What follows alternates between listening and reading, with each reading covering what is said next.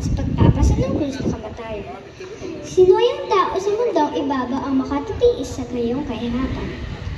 At sino rin ina ang makatitiis makitang anak sa ganitong sakit. Puso ni Maria ay natigib ng habis na masalubong ang anak na ibig. At tangi paroon ng lalo niyang hirap, mahait na sundang sa puso'y tumarak. At ang pag-abiting ng anak na liyak sa pinasang krus, hindi ngay nauutas.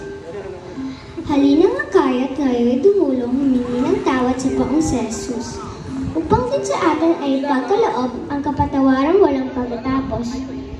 O Jesus na pang aming nananakop, nagtiis ng hirap na matay sa krus. Sa mahal mong yapak ay naniniklukot,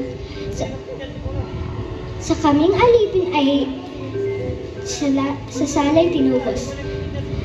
At ikaw po naman, o Birheng mahal, inanam sa mga sa daigdigan. Pawiin ang luha, itapon ang lumbay, masdan ang anak mo at muling nabuhay. Tayo naman ngayon na kanyang kinapal, inagaw at tinapos sa kaalipinan. Dapat na magsaya at ating ipagdiwang kay Jesus na muling pagkabuhay. Kasama kong anghel ngayon manawag ka, ang lambong ng Birhen ay alsin mo na. Tuloy awitin niya ang Alleluia. Vivang sapin, sapin vivang walang hanggan.